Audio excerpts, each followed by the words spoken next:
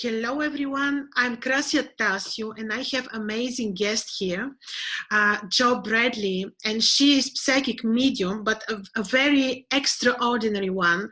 And you know that I'm inviting only amazing people on my channel, not just everyone.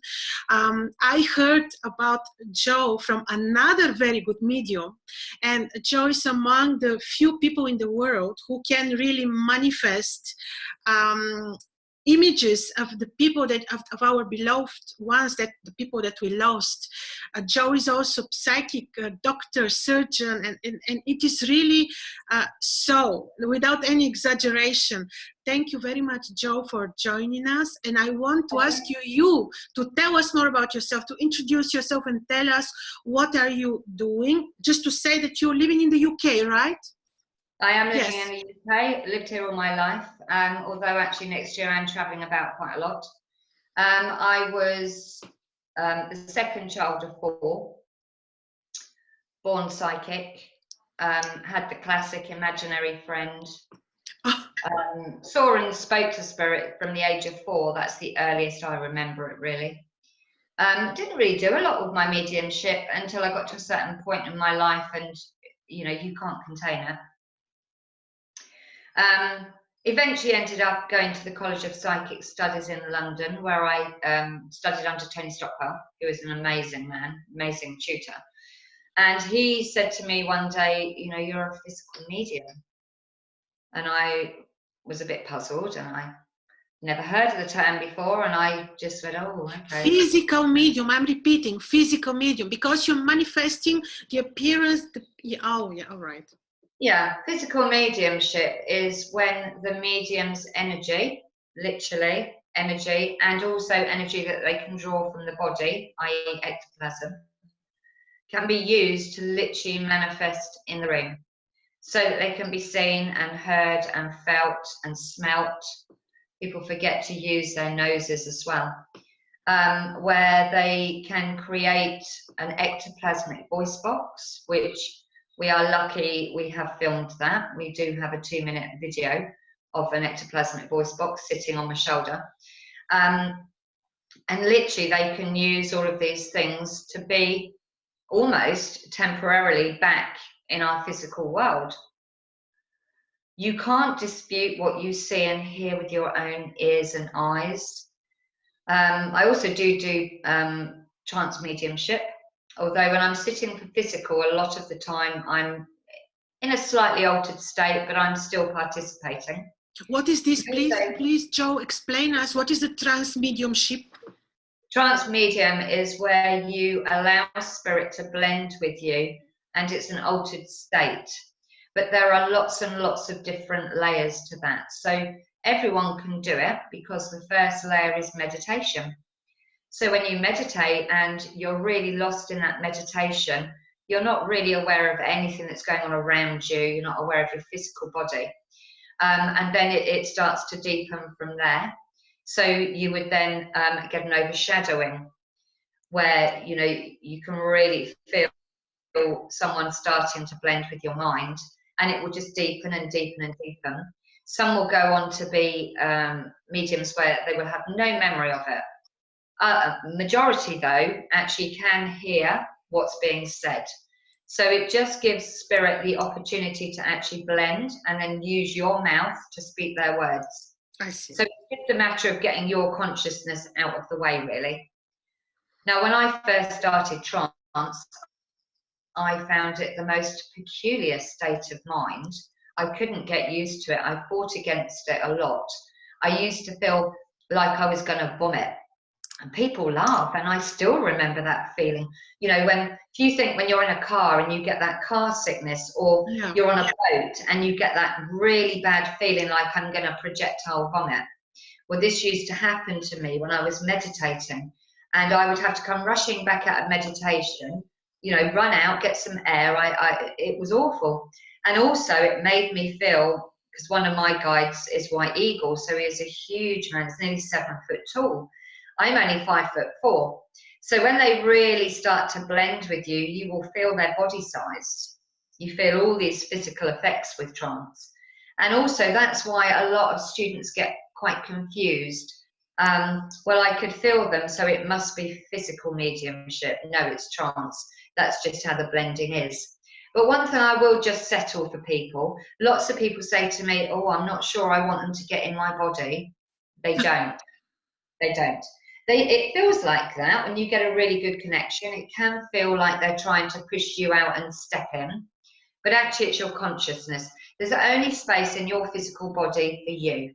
So, and even when we talk about classic possessions, and there are a few, not many, most possessions are in people's imagination. You know, they're not actually possessing you as in getting in your body, but they are very, very close. It's like they're draping off of you in your aura. And so you lose a sense of who you are. So there are lots of different layers to that. So yeah, that's basically, and then I teach on the subject. I run retreats, and I'm an author. I write books. Where are you? You are announcing your retreats on your Facebook page, right?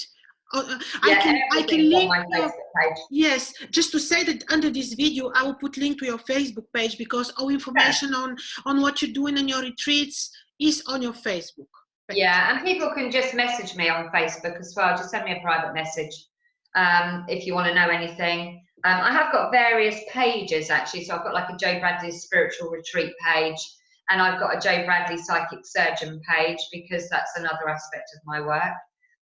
Say about this also, please. What is I'm used to psychic surgery. Yes, please explain. But what happens is I am in like an overshadowed state. So I simply am required to place my hands on someone. I will get drawn to where so someone might have a stomach problem, for instance. So I will be asked to place my hands on their stomach. And the best way I can describe it, because there is a team of spirit doctors that work with me, the best way is that I place my hands and they feel like they're super glued. I can't remove them until they've actually finished. But what they do is they manifest their surgeon's hands, go in through my fingers inside the body. And so sitters or clients will say, oh, I can feel things moving in there. Yeah, you will be able to. It's the surgeon's hands. It's not painful. They say it feels weird. They go, oh, I can feel things moving about inside my body. Yeah, that's surgery. I never know when someone comes if they're going to operate. Sometimes they don't. Sometimes it's just because it's about pain relief. But it's when someone has a healing, they say to me, oh, you're a wonderful healer. I'm not a healer. I'm just, they're the healers. I just allow them to use my physical essence, really. That's it. So I would never claim that I heal people. I don't. They do. But when it happens, it's awesome. It's awesome. Yeah. Yes, this is amazing. But this is why this is what I wanted to. Since you see beyond our reality, I wanted to ask you exactly this. What do you see? I know it's just very general. I will try to narrow it down, of course. It's very general, but because you see what we don't see. And my question is exactly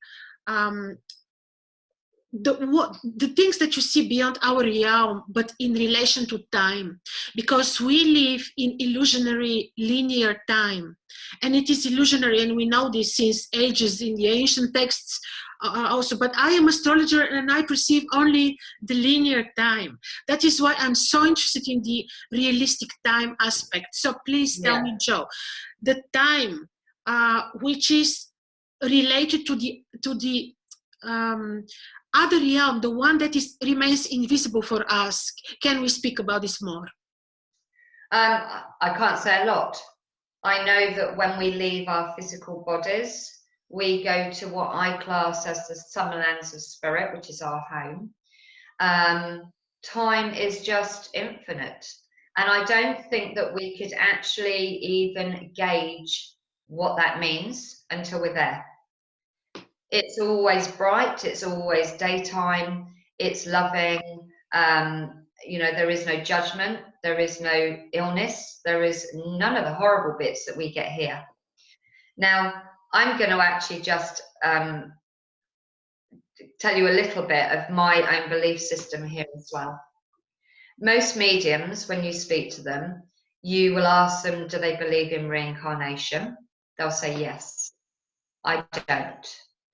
The only reincarnation I believe in is when we die in our physical body here, we leave the body and we reincarnate back home. Now, I say that because working on a physical level and speaking to many guides and many loved ones that manifest through the seances and this type of thing, I've asked all of them when they come in, have you ever reincarnated? Do you believe in it? Even my own guides say, no. We understand what you possibly may be referring to, but it's not how you understand it at all. I know of no one that's returned to the earth plane. I know of no one that's had several lives. So then the second question, people say to me, well, if you don't believe in reincarnation, do we come here to learn unconditional love? I don't think so. I'm not a traditional medium, Cressy, you probably noticed. I don't think so. Because the one thing we do have at our home, the Summerlands of Spirit, is unconditional love. We don't have any of the illnesses. We don't run around blowing each other up. What we don't have in the Summerlands of Spirit is fear. So I truly believe that we incarnate here to learn all about fear. Because every single one of us that walks the earth plane has fear of some sort. So you might be fearful that you're going to lose your home or your job. If you're a parent, you're fearful for the safety of your children. There's all these fears. I'm scared to go out in case I get mugged. I'm fearful of this, I'm fearful of that. If you look at life, everything is about us being fearful of something and trying to protect ourselves. And we can't experience fear in the Summerlands of Spirit. It's the one thing they don't have. They can talk about it, but you can't actually experience it. But it's just my opinion. So that's how I am. Then people say to me, if you don't believe in reincarnation, why are there people that are recalling past lives when they're regressed? Yeah, that's... My response to that is, are they? Or are they simply being used almost as a medium, whether they're mediums or not, in an altered state, which is what regression is, you actually can connect with someone on the other side. How do we know that it's not actually someone on the other side that's coming close and actually giving them the information about their own life when they were here? So I don't poo-poo it at all, and I'm not out to change anyone's mindset, but that's how I understand it. So I do have very different views. We come on a very specific moment of time. Even the second is important. You know that we're descending in this very specific moment, which is so important for astrology, because when I will be reading your chart, if the time is not correct, then of course I will not be, my words will not be valid and reliable at all. My question is then, why is it so important that we descend into the, if you say that there is no reincarnation, why are we descending into this very specific moment? And again, I'm referring to the subject of time. Who knows? Who knows? Yeah. You know, it's not a question I've ever asked. I don't know.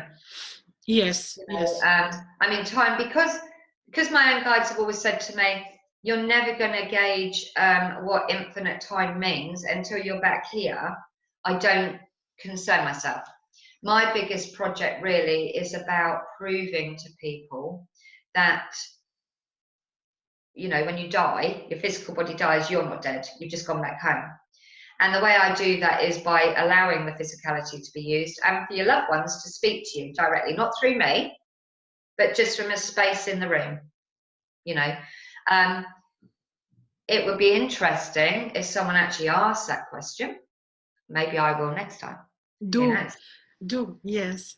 What about karma then? What is your idea of karma if there is no reincarnation? Because the karma is about the lessons that we didn't learn, that we have to improve in every new reincarnation. Again, though, that comes down to probably your belief system. Mm-hmm, mm-hmm. So I do believe in karma, but I think that karma probably gets played out when we go back home. unless it's something, you know, because some people say, oh, you never see them and the karmic effect. Well, hang on a minute, unless you actually live with someone, you don't know whether the karmic effect is hitting them. It could be that they do something really bad in business to a business partner, and to the outside world, they may look like they're flourishing, they've got away with it. But how do we know they've not received a letter and are actually being pursued by somebody else to them? So I think sometimes, you know, karma does come, but people are too embarrassed or too proud to actually say, do you know what, I've got my karma on that. God, you know. But again, it just comes down to personal belief, I think. In astrology, there are the planetary spheres. You know, you have Earth, you have the Moon, you have Mercury, Venus, and the planetary spheres up to the stars, and then at the end you have just everything. You have God.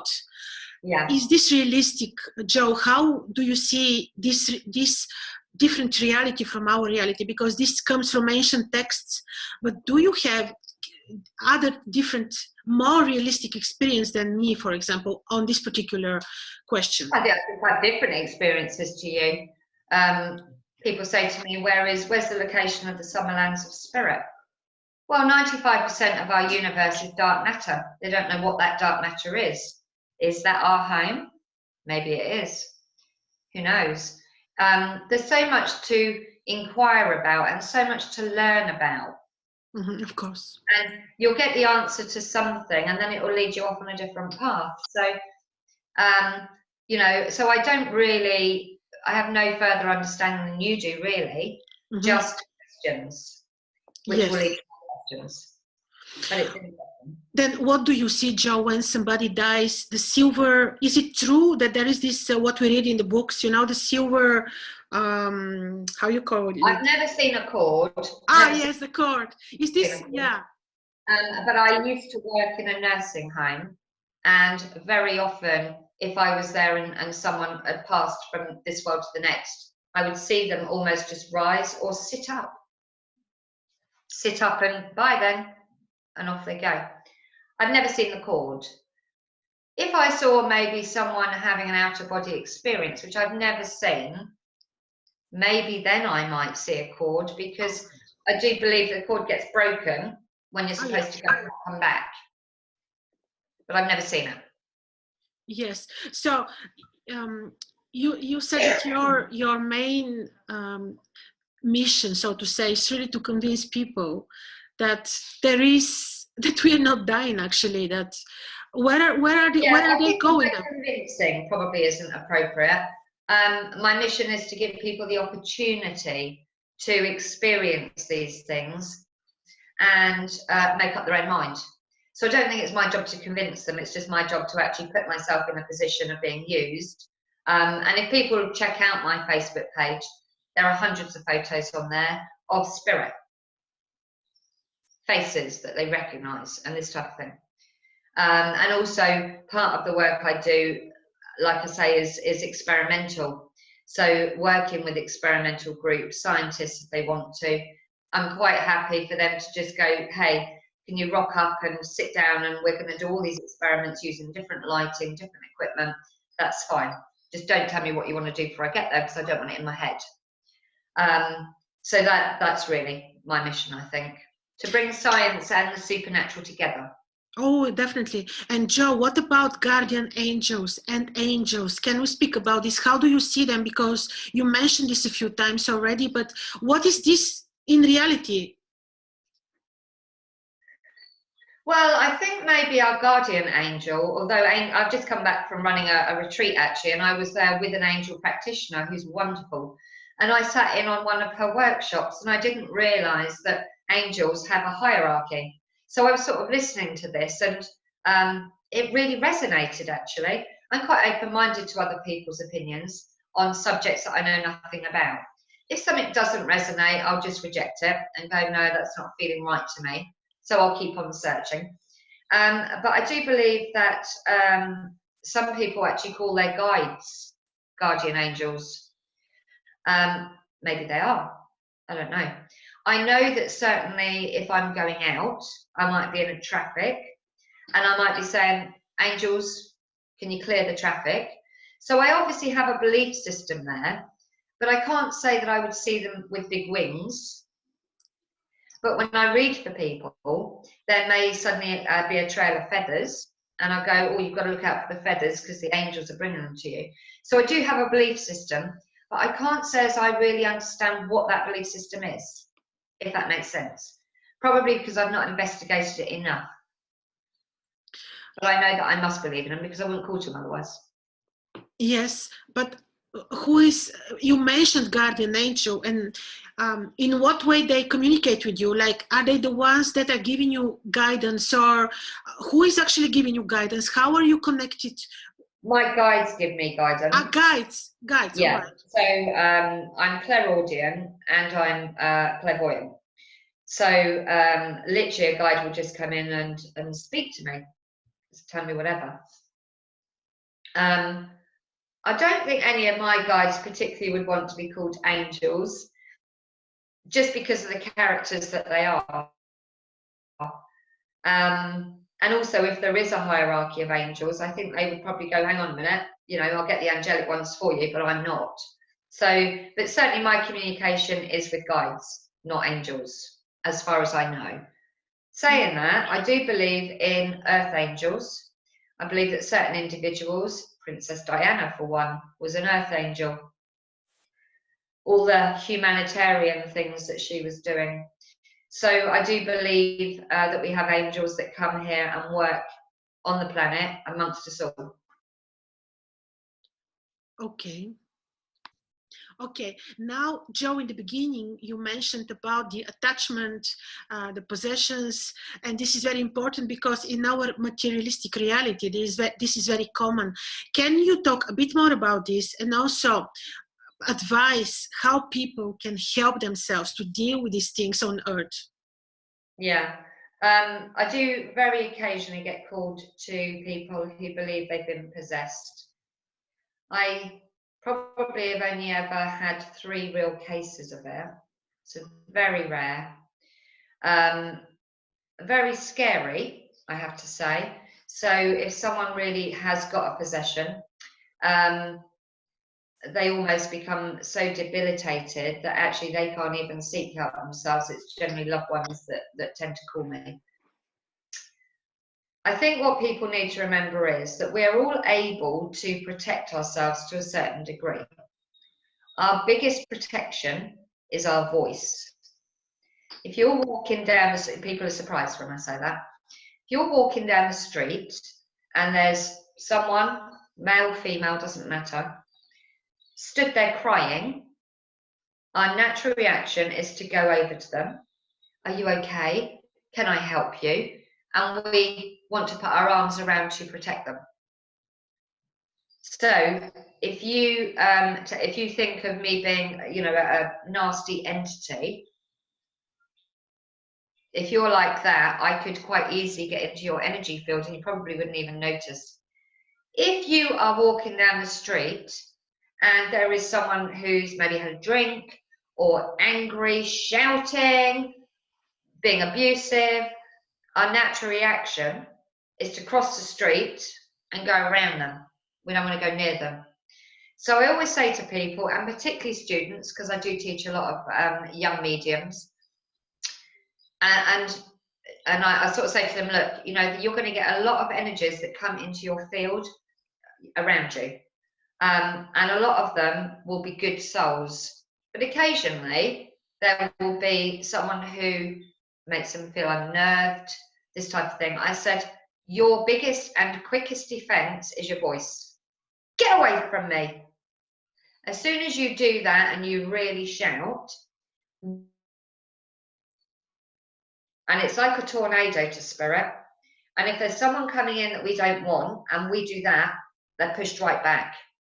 Now you've only got to do that a couple of times and the entity will go, I'm fed up with that, not going near her, can't be bothered, I'll go and find an easy victim.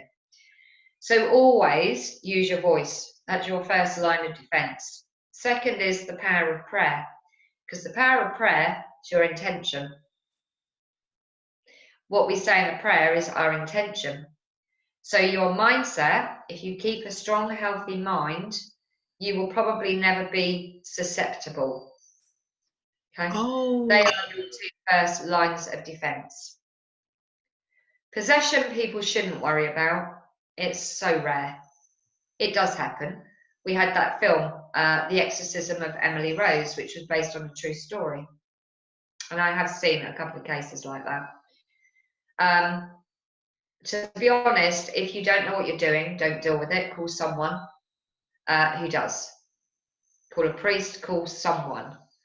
Don't try and deal with it, because A, it will scare you a lot, which is what it wants to do, and B, it could end up even harming the person that it's attached with. Okay. But mostly there is a little exercise actually that we call the golden shower, where you would literally do a quick visualization. You would close your eyes, see yourself stepping into a big shower cubicle, and golden water running all over you, and just watch it going through the plug hole.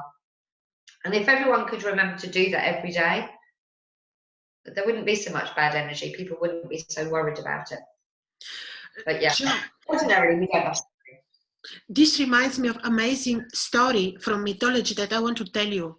When, according to the Mesopotamian mythology, the world was created by the gods, and Ki was the one who is considered like the father of humanity, of people.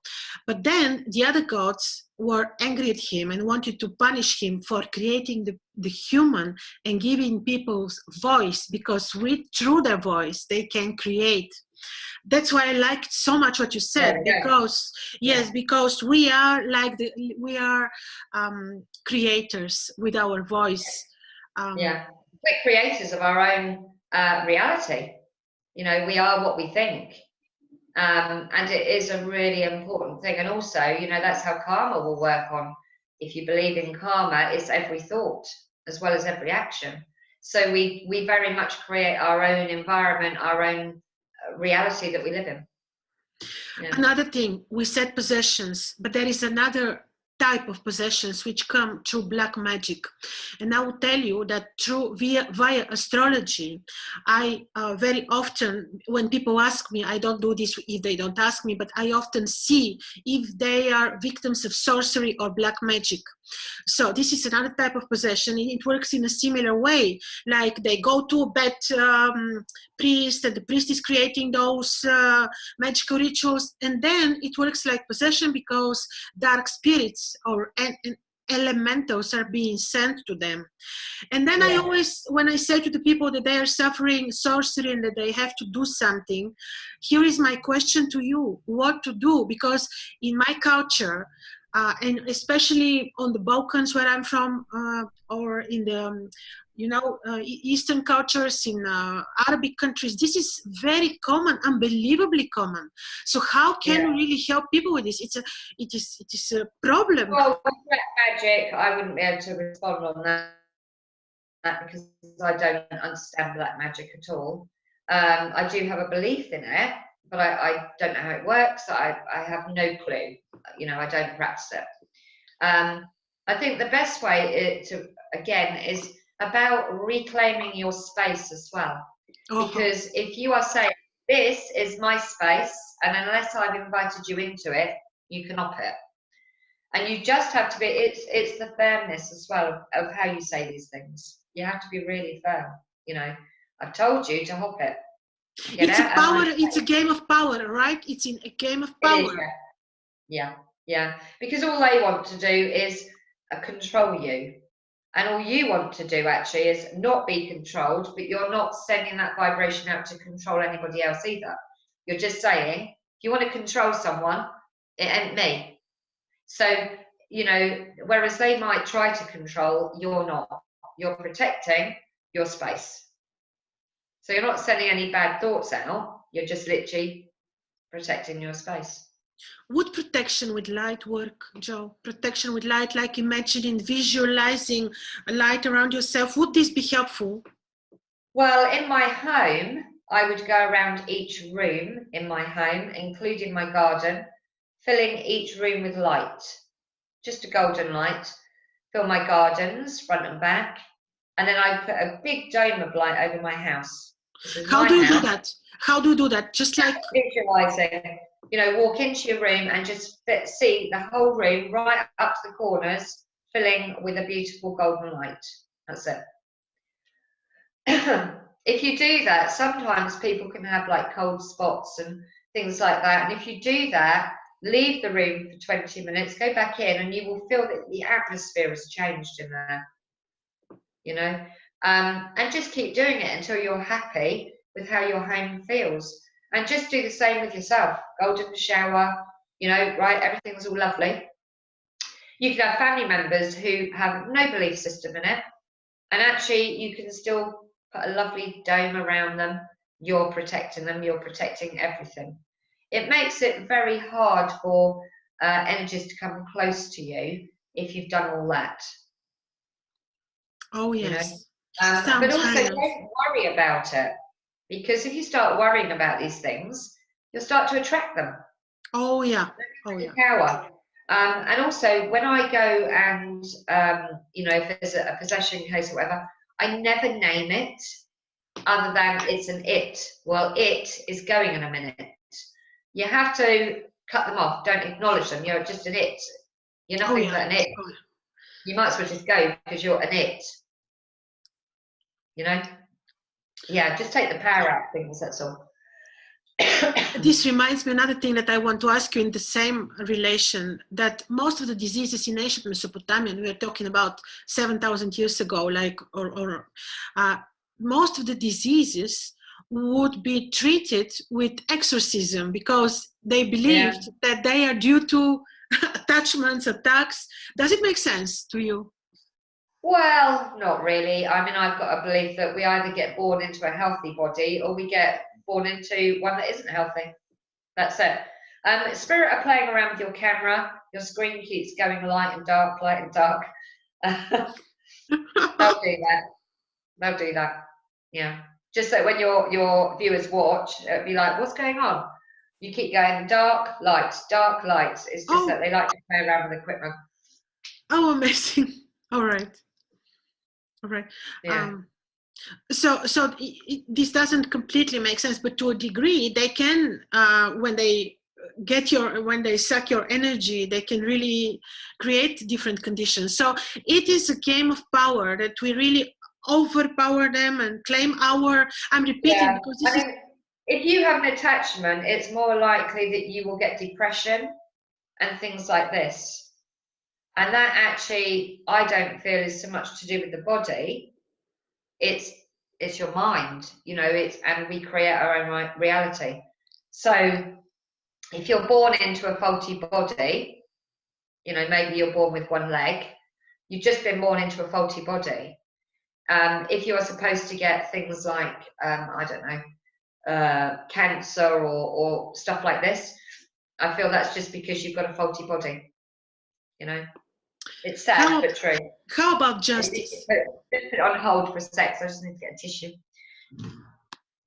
Okay, now I wanted to ask you about justice in the spiritual meaning of justice, like people who harm you, people who make sorcery on you, people who attack you energetically. Where is the justice? Sometimes we feel that justice is lacking. Where is this?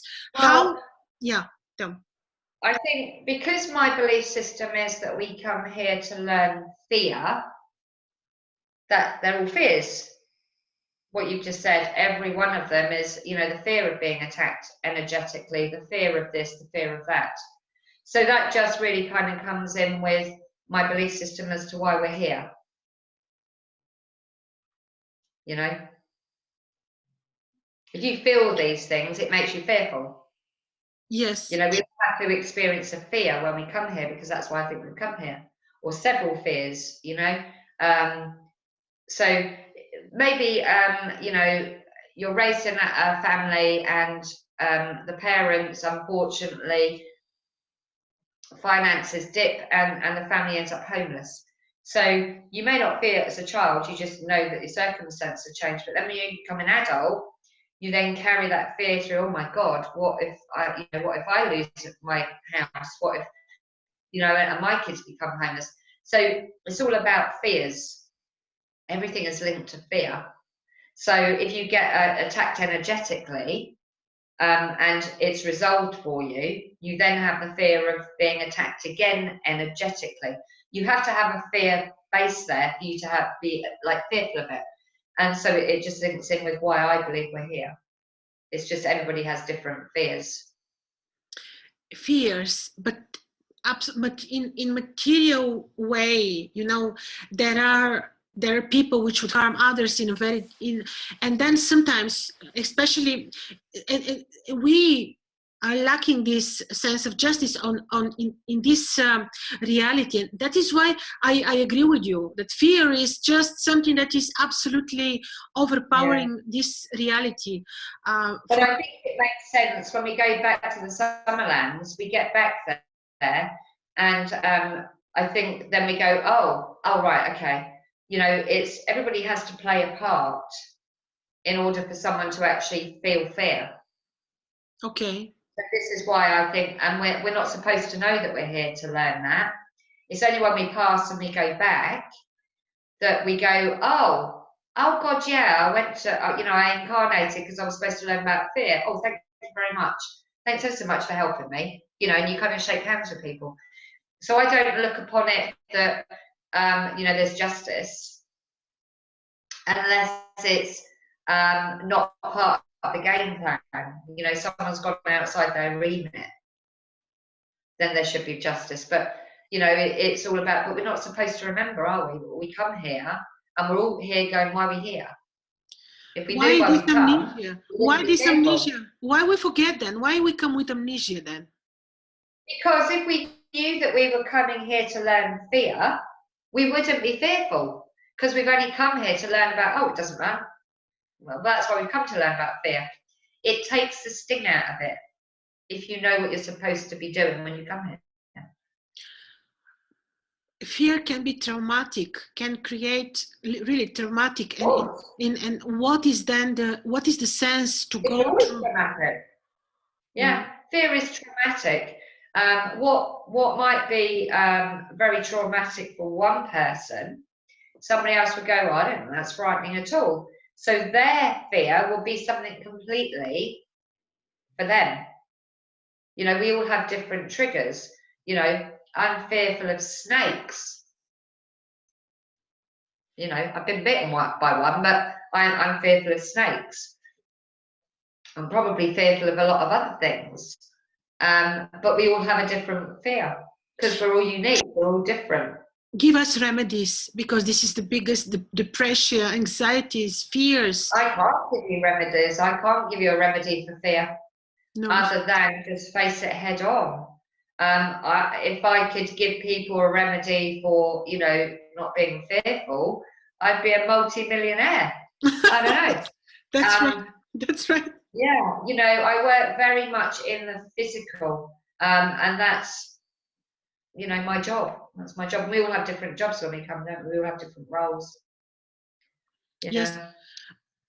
Yes. Okay. So we're coming with our expertise of something. You came with your expertise to be medium, and you're so different from the other people. Other people have different expertises. You say there is no reincarnation. How then you obtained your expertise, your knowledge, if there is no reincarnation? No idea. Absolutely no idea. Unless I just learn, I don't know. It's just a question that I can't answer. There are so many questions I just can't answer. I just don't know. Yes, you know, I actually said that to Tony Stockwell once. We'd just come out of class, and he had said something to me, and I looked at him and I said, "Why me?" And his answer was, "Why not you?" And actually, why not me? Why not you? You get great singers. Well, why can she sing and I can't? Well, why shouldn't she be able to sing and you can't? You know, there aren't answers for everything, unfortunately. In fact, there's very few answers this side of life. The knowledge will come when we go back home. It's almost like our memories are erased to come here. And that makes sense to me. Yes, yes. So I would just summarize that we are creating our own reality with our thoughts and with the Yeah. power of our speech. And it's up to us to free ourselves from attachments, elementals, sorcery, black magic. And I'm so glad that you said that, because it gives me a very good feeling. Because We all have the power to be able to free ourselves, you know. Just use those simple techniques, reclaim your space. You know, there's not a truer word when they say, you know, a mother would kill for her child. Well, that instinct should come in with you. If you feel something threatening you, you should use that same instinct. Yeah, you know, it's not acceptable. If something comes at you, you shout it. Get away from me, how dare you?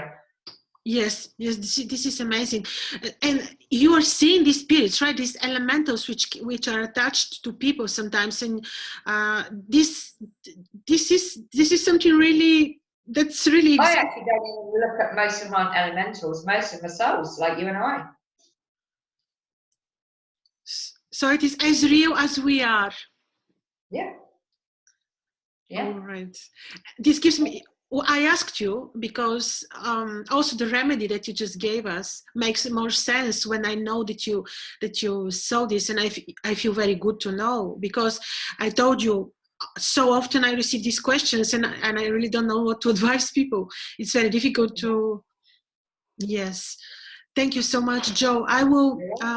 Thank you so much. I will. People who like to contact you will find you. I will link your Facebook page under this video, and I will just say that. Just private message me. Private message me on Facebook. Yes. Sometimes it might take me a day or two to get back to you if I've got a lot on. But yeah, please do. Thank you so much. Yes, and there I saw many amazing pictures of really spirits that you managed to invite, and they appear in their real shape in front of the people that are missing them. So this is amazing. Thank you so much, Joe, and I hope to have soon another discussion on the same topic. Thank you very much, and people are welcome to ask questions and comment. This would be lovely. If they want to send any questions in, Shu, I'm more than happy to answer them, Cressy. Yeah. Thank you very much, Joe. All right, my love. But pleasure to speak to you. Thank you so much. Thank you, and see you again soon. Thank you.